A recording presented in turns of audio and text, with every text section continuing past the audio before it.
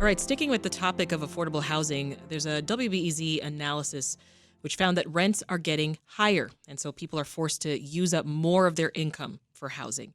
Alden Loury is a WBEZ Data Projects editor who joins me now in studio. You've been digging into this topic, right, Alden? Indeed, Sasha. Good to be with you. Was really kind of riffing off of a national study that was done earlier this year, talking about folks who are, and the term is cost burdened.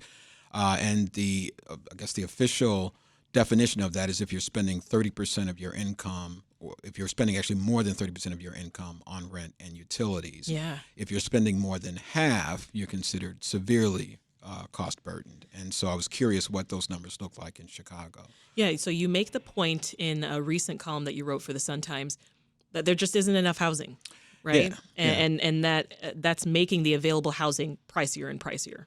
Tell us more. Sure. So yeah, around this whole question of bring Chicago home, money for the homeless. And so one of the questions I ask in the column is, well, how did we get here? Why do we not have enough housing available for people? And we're seeing in a number of ways, people who can't afford their own place, so they're doubling up, which is in the classic definition of the homeless. There's actually more people in that bucket than there are people who are living essentially on the street. They don't have a house over their head at all, as opposed to people who don't have a home of their own and they're doubling up with someone else.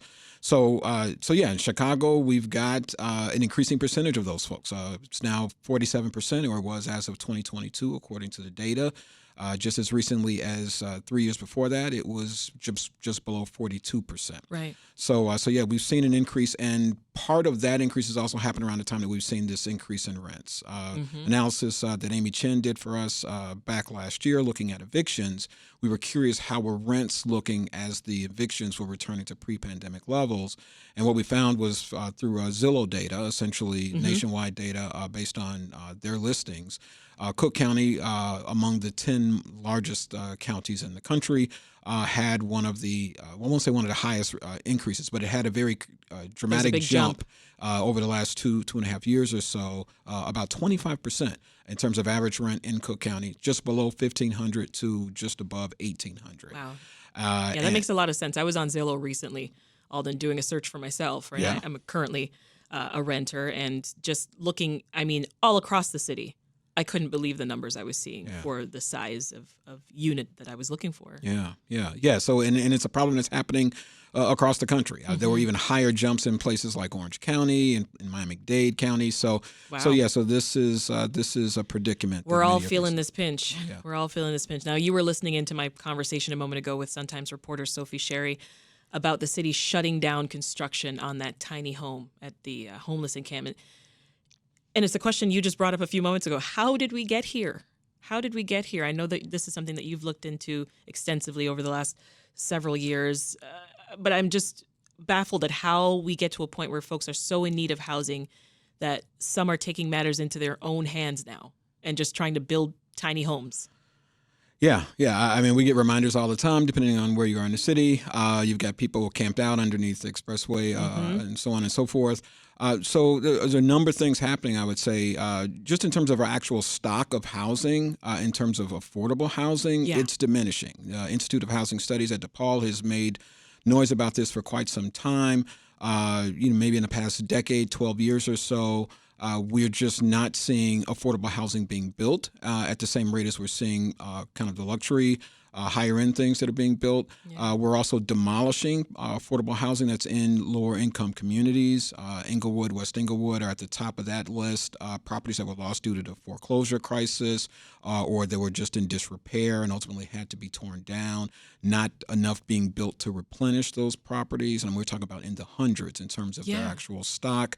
And then we also have just the fact that there are some units that would have been kind of last resort housing, Chicago Housing Authority as an example, and the Housing Authority, the housing advocates will tell you, is no longer in the business of actually providing housing. They provide vouchers, but they're not really providing the actual stock itself. And they've even been criticized for having some properties that are actually able to be rehabbed and potentially available for people who are in emergency housing situations.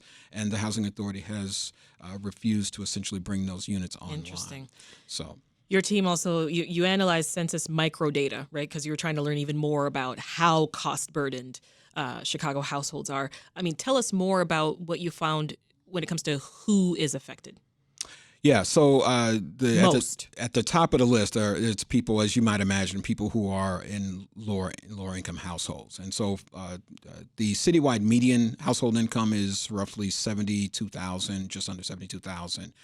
If we look at folks who are making less than half that, 35,000 or less, 88% of those folks are considered cost burden, and almost 2/3 of them are severely cost burden. So there's 2 out of every 3 of those households are spending more than half of their income on rent and utilities. And if you're doing that, then that means you've got less for childcare, you've got less for healthcare, you've got less for all of the other necessities that households have. Yeah. So those would be the folks I would say most impacted. And then, of course, you've got communities on the south and west sides, higher percentages of renters in those communities, Black and Latino neighborhoods primarily, who are also feeling this pinch. Yeah. Well, the larger point you made earlier, Alden, is that this is reflective of a nationwide trend, right? So, I mean, what more would you say the city should be doing?